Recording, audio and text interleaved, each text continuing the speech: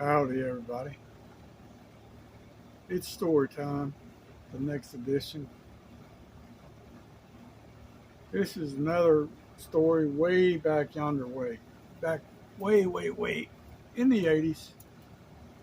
That's, that's when I had the best time of my life, was in the 80s. Now we're in the 2020s and my life's just going to hell. But I thought I'd share this story.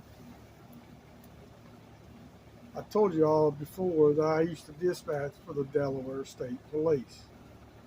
I loved that job. It was the poorest paying job I ever had in my life, but I loved it. I was a civilian, so don't go thinking I was no trooper, full disclosure. But I would work an 8 or 10 hour shift and ride with the trooper for 8 hours just because I loved it was called a ride along. So I would ride along. I was pretty much doing double duty almost every day. Because the more I rode with them fellers, the more I learned. So I lived right not too far from Penny Hill, Delaware State Police Troop 1. So I would ride a lot with them fellers, and they had these things was called an FTO program, Field Training Officer Program. And they had this feller who was a new up and coming trooper. His his father had been a bigwig in the Delaware State Police, and he was just a youngster, just you know, learning. He was still in training, and I was with a couple. There was two or three other troopers, but they got a call of a deer hit by a car, and it gets dragged. It drug itself way up into their property on this DuPont property. So, when I say we's, all those fellas, I'm just like an observer.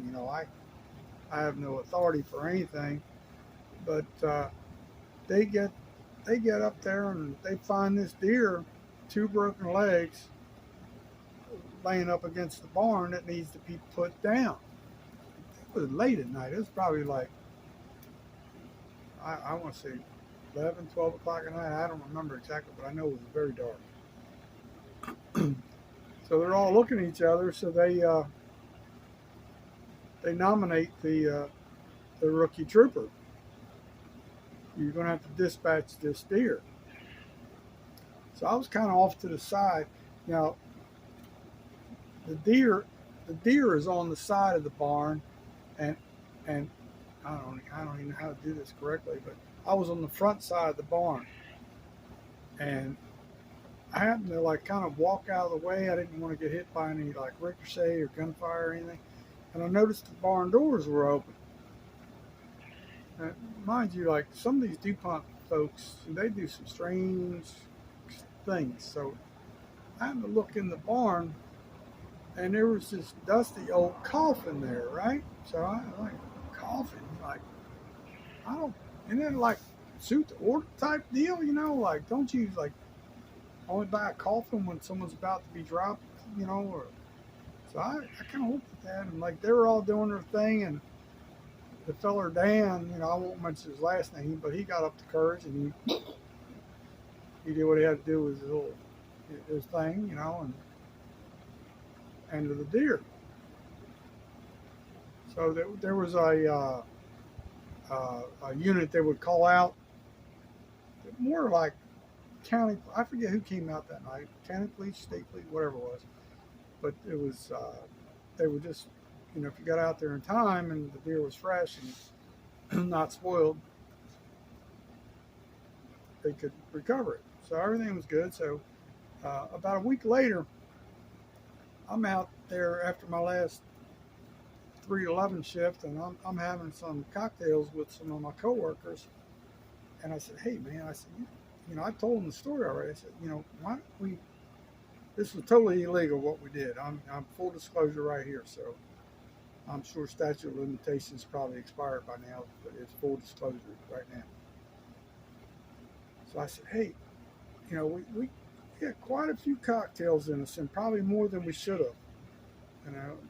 today's times I wouldn't be doing that, but I talked to these two younger fellers that they were under my command in the dispatch center, and we got along like bread and butter and mayonnaise.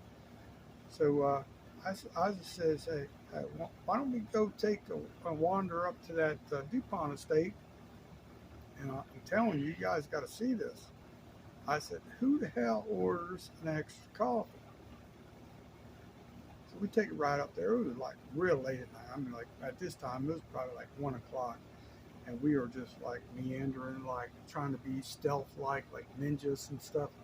And we gets up into the barn, and we come around the corner. Little tiny little flashlight. I go to show them. Guess what? The coffin is gone. The coffin's gone. It wasn't a deer coffin. The coffin was gone. So they must have got spooked when the police showed up, killed the deer, and they must have had, I don't know back then if they had cameras or what, but they done sure got nervous, and they done hid the coffin. We were up there looking for a coffin. We were like 3 sheets to the wind, and we couldn't find no. Now I look like a liar. I'm telling these fellas, I'm like, no, I got 3 other troopers who can testify to this. There was a coffin in there. Because I remember telling them folks, can't remember if it was before, I think it was after they dispatched the deer. I said, you fellas need to come and take a look at this coffin here. So that's a true story. I can't remember exactly. I know it was like right across the Brandywine. I can't remember if that area is considered Montana, but I know it was right across the Delaware River, or not the Delaware, excuse me, Brandywine River. So I meant to say. But I know it visually how to get there. Oh, you go Barley Mill Road, cross the river, and it was there on the right, a little ways on the right. So anyway, you tell me, who orders an extra coffin and puts it in their barn? I don't know. Like what's going on with that? You tell me.